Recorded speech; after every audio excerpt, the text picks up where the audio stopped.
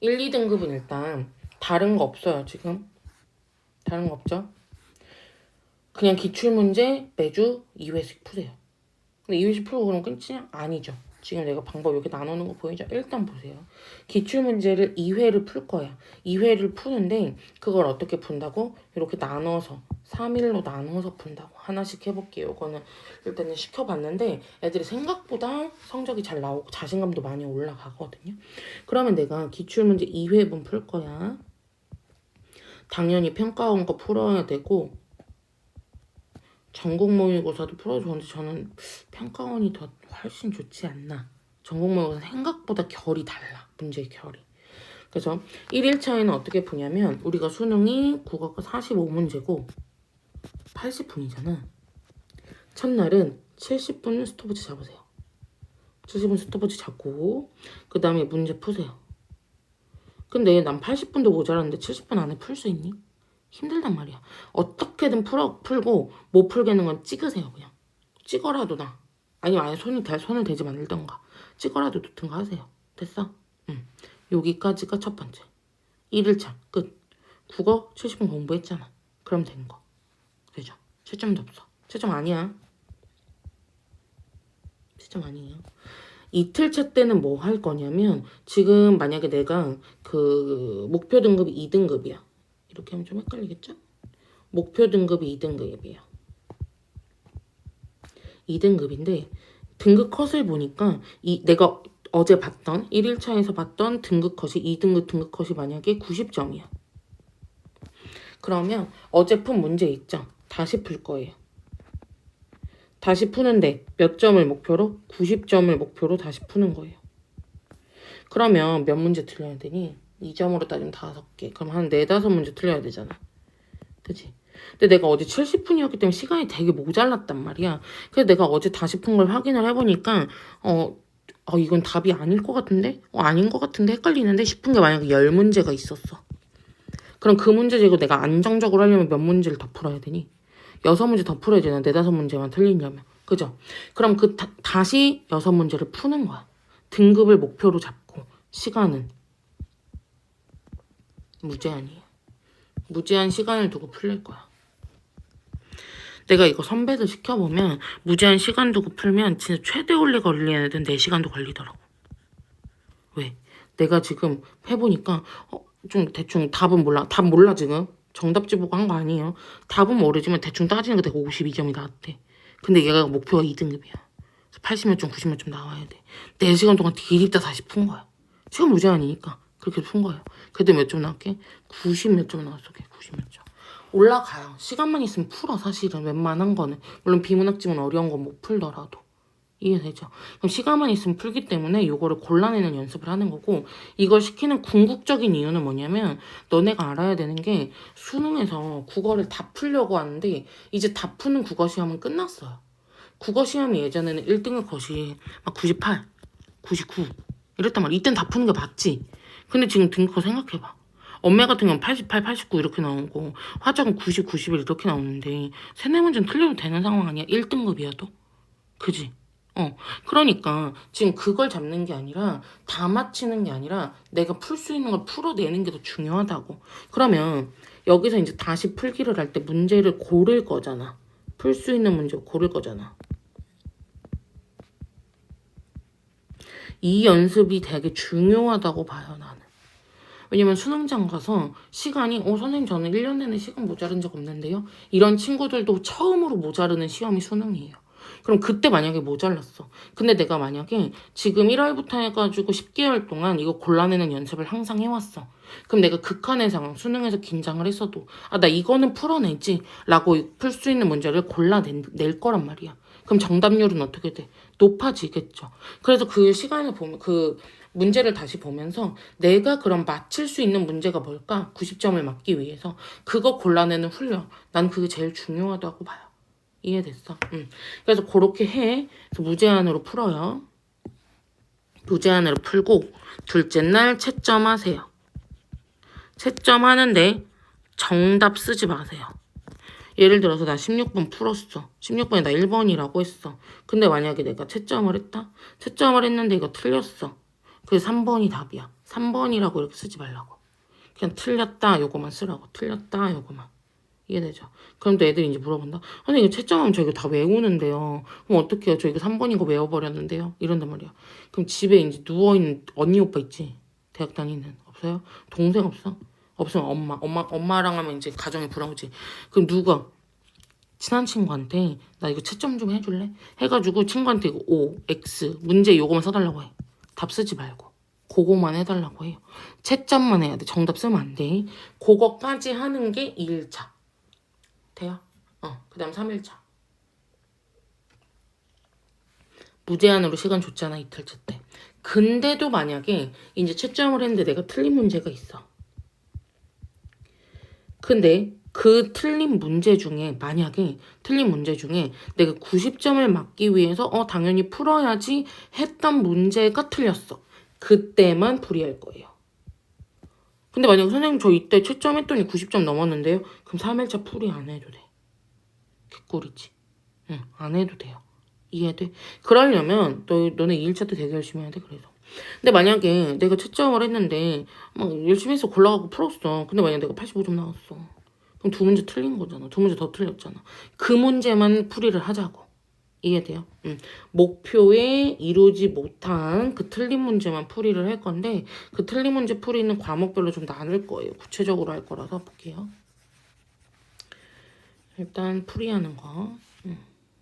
쓸 게 많아서 풀이. 일단 첫 번째 선택 과목. 화작. 화작에서 내가 화작에서 틀리면 안 되긴 하는데 무제한으로 했을 때 화작에서 만약에 틀렸다. 내가 만약에 뭐 42번 문제를 틀렸다 라고 하면 42번에 내가 몇 번을 틀렸든 간에 42번에 있는 1번부터 동그라미 5번까지 선지에 답 근거 있죠. 틀린 이유 1번부터 4번이 틀린 이유 5번이 맞는 이유 있을 거 아니에요. 그걸 다 지문에서 찾으세요. 화작은 거의 지문에 다 있단 말이야. 지문에서 다 찾아야 돼. 답이 5번이어서 5번만 찾지 마세요. 전체 다 찾는 거야. 이해되죠? 그 다음에 엄매 친구들 같은 경우는 1, 2등급이면 어느 정도 개념이 있다고 봐서 지금 개념 정리 안 해놓은 건데 개념 안 됐으면 당연히 해야 되는 거고 엄매 친구들 같은 경우는 내가 만약에 41번을 풀었어. 근데 이 문제가 어가노미 문제야. 근데 나 어가노미 기억이 안 나. 그럼 어떻게 해야 돼? 문법 노트 만드세요. 문법 노트가 생각보다 이게 되게 유용한 게 수능장 갈 때 필요해. 수능날 갈 때 내가 그랬어. 수능날 갈 때 국어, 수학, 영어, 과탐 바리바리 다 싸갔어 책을. 진짜 다 싸갔어. 들고도 갔어. 다 싸갔단 말이야. 근데 가서 공부될까? 안 돼요. 긴장돼서. 그러면 국어를 공부하기 전에 가져가야 되는 게 물론 좀 이따가도 얘기하겠지만 일단은 문법부터 가져가는 게 전 좋다고 봐요. 그래서 어간어미에 대해서 잘 몰라? 그러면 문법 노트에 이제 여기다가 써놓는 거야. 어간. 어미 이렇게 써. 그리고 여기다 개념을 이제 내가 정리하는 거지. 근데 개념 뭘로 정리해요? 이런데 가장 좋은 건 사실 3학년 교과서, 엄매 교과서. 그게 제일 좋은데 만약에 그거 아직 못 받았다라고 하면은 시중에 EBS나 뭐 이제 그 문법 개념서 있죠. 문법 개념서에 있는 걸 여기다 적어요. 근데 제일 중요한 거 예문 꼭 적으세요.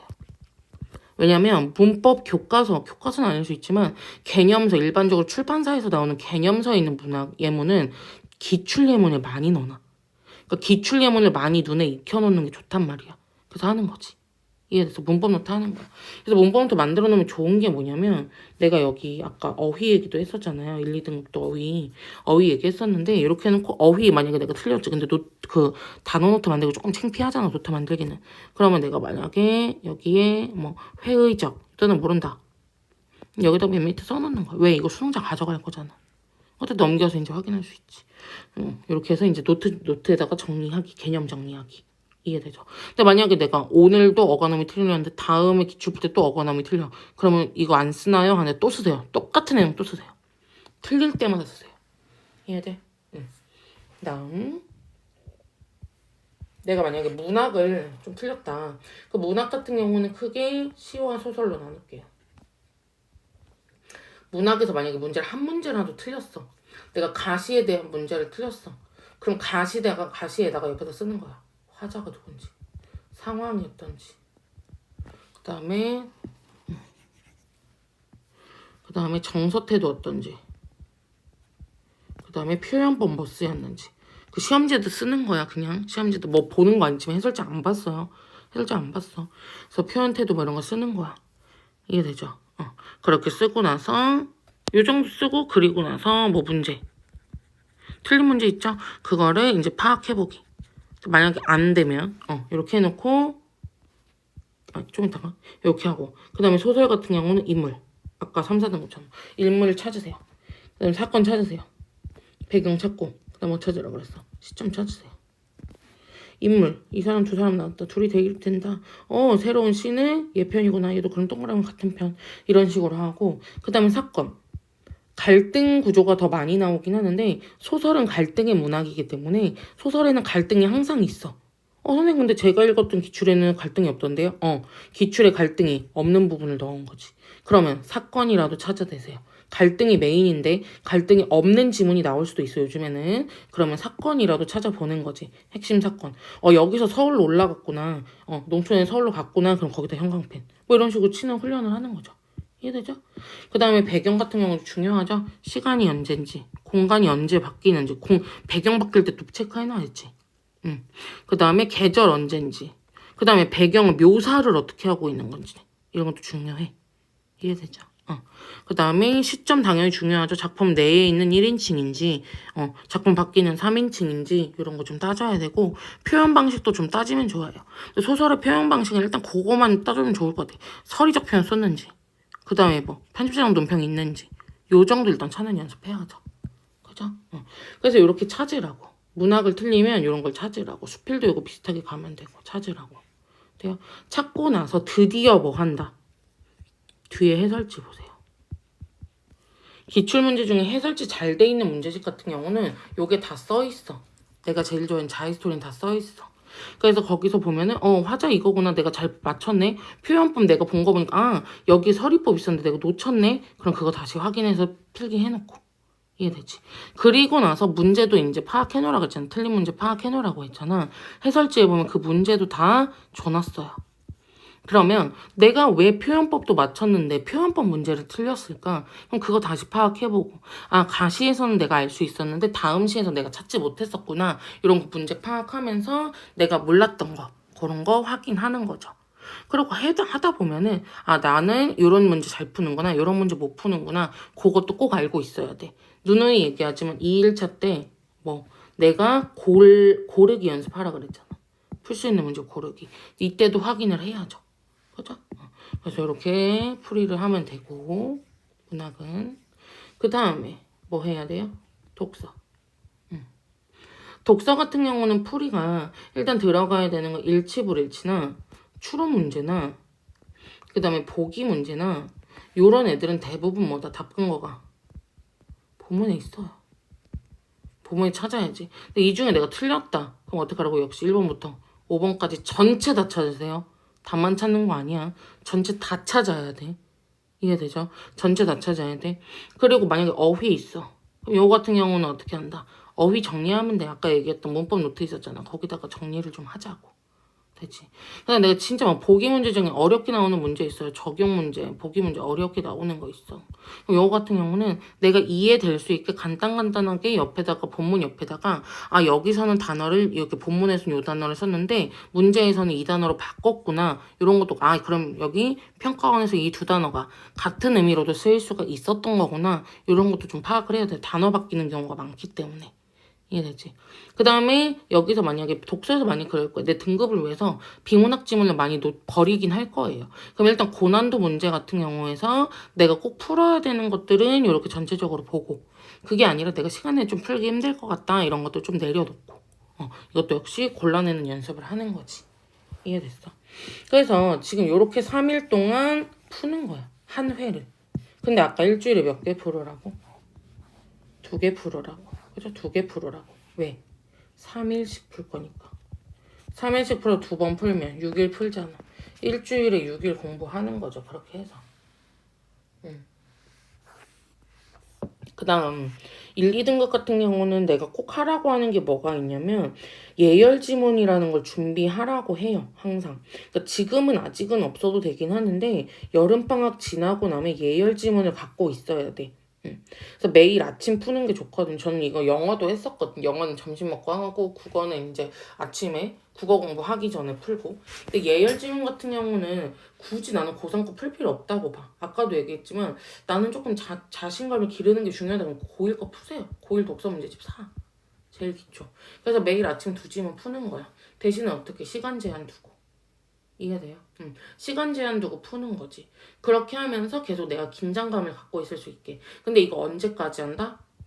수능 날까지 하세요. 생각보다 이거 선배들 시켜보면 이게 도움이 많이 됐다고 얘기를 해. 선생님 여기서 만약에 틀려서 멘탈 나가면 어떡해요? 이런 친구들이 있는데 채점하지 마세요. 이거 공부하는 용도 아니에요. 말 그대로 예열이야. 나 이제 공부할 거야. 내 머리야, 내 뇌야. 나 이제 공부할 거니까 준비하자. 그냥 이런 워밍업인 거지. 이걸 맞고 틀리고 신경 쓸 필요가 없어. 선생님 저 멘탈 약해 이런 거 채점하지 마세요. 채점하지 말고 내가 10분이면 10분, 5분이면 5분 안에 풀었다. 이건 맞춰야 돼. 대신에 시간 안에. 이거는 내가 시간 안에 풀겠다. 요걸 목표를 세워서 모든 국어 공부하기 전에 들어간다고 생각을 해야 돼. 왜냐하면 1, 2등급 애들 가르쳐보면 계속 1, 2등급이 나와요. 6월, 9월 다 1등급이 나와. 그래놓고 수능에서 4등급 나와. 멘탈 때문에 그래요. 거의 대부분. 아침에 긴장해갖고 꽹가리 치는 거 막 학교 응원하는 거 듣고 들어가서 이제 긴장되는 거야. 다른 학교 처음 와가지고. 근데 그렇게 하다 보니까 내가 뭘 해야 될지 몰라. 그래서 갖고 온 문법 노트 계속 읽고 있어. 근데 아무것도 안 돼. 그럼 어떻게 수능 전에 그 시간 하기 시작 전에 한 10분 일찍 들어오시니까 한 20분 전에 빨리 문제를 풀어보는 거야. 여기서 당황할 거 다 당황하고 이 지문 버리라고. 진짜 지문은 우리 수능 풀면 되니까. 이해되죠? 그래서 1, 2등급 꼭 매일 2지문씩 푸는 거 훈련하시고 채점 안 해도 된다는 거. 네? 그래서 혹시나 이제 다시 한번 얘기를 하면 1일차에서는 문제 풀기만 해요. 시간 제한되고 시간 제한이 좀 빡세죠. 그 다음에 이거는 여기는 골라서 풀기예요. 그죠? 그 다음에 채점은 해요. 채점만 해요. 그죠? 그 다음에 여기는 해설하죠. 얘기하는데 처음에 이거 풀 때 부탁인데 해설 진짜 꼼꼼하게 하세요. 왜? 진짜 다시는 하기 싫게 꼼꼼하게 하세요. 이렇게 하면 생각해봐. 내가 해설을 꼼꼼하게 하는 게 너무 지겨워. 그럼 어떻게 할 거야? 이튿날 다 하라고. 아까 얘기했잖아. 이튿날 골라서 풀어 채점했는데 목표 점수 90점 돼. 그럼 해설하라고 하지 말라고. 안 해도 돼요. 이해돼? 그렇게 하라는 거야. 왜? 어차피 수능장 가면 우리 해설 안 시켜. 수능장 가면 우리 어디까지밖에 안 해요. 이거 2개밖에 안 해요. 맞잖아. 그러니까 그거 시키려고 하는 거고. 그럼 생각해봐. 내가 이틀째 날 골라 푸는 것도 난 한 4시간 걸리더라고. 그래서 그거 만약에 하기 싫어. 그럼 어떻게 하면 돼? 이때 내가 시간 제한 70분이었는데 심지어 70분이었는데 내가 90점 다 맞았어. 왜 할 필요 있을까? 할 필요 있을까? 없다고. 이해돼요? 물론 그러면 다음 등급 목표로 잡아야겠지만 일단 그렇게 하란 얘기예요. 왜냐면 풀고 시간 제한 안에서 시간 제한 두고 푸는 건 뭐야? 수능장에서 하는 거고 이것도 골라 푸는 것도 수능장에서 하는 거예요. 이거 2개만 훈련해도 우리한테 충분해. 근데 이거 2개만 하라고 하면 니네 하냐고. 안 해요. 그리고 사실은 국어 성적 올리려면 뭐가 제일 중요해? 스스로 해설하는 게 이게 가장 국어 성적 올리는 방법이기는 해. 그러니까 이거를 꼼꼼하게 하라고. 어차피 성적 올라. 이거 어디 안 가. 내가 해설하고 공부한 거 해설지 보지도 않고 내가 스스로 해설해본 적 있냐고. 이거 진짜 도움 많이 된단 말이야. 그래서 이걸 해. 근데 어느 순간 되면 내가 이틀 차에서도 목표 점수가 나올 때가 있단 말이야. 그죠? 그게 나오게 목표를 잡으라고. 왜? 나 수능장에서 문제 풀고 시간 5분 남았을 때 마킹을 하고 나서 나 1, 2분 남을 것 같은데 그 사이에 내가 맞출 수 있는 문제가 뭔지 골라내는 훈련. 이 2개가 수능장 가서 할 일이야. 그걸 지금부터 골라내는 훈련을 10개월, 11개월 해보라고. 그럼 수능장에서 아무리 극한 상황 긴장돼도 할 수 있다는 얘기예요. 이해되죠? 그래서 지금 이제 등급별로 좀 나눠서 얘기를 했었고 질문이 있거나 하면은 댓글로 얘기를 해주세요. 그러면은 제가 아는 선에서 공부 이렇게 짰으면 좋겠다. 공부 아니면은 뭐 이렇게 공부하고 있는데 맞나요? 라고 하면 조금 피드백 줄 수 있으니까 그런 것들은 댓글로 남겨주면 좋을 것 같아요. 그러면 오늘은 여기까지 할게요.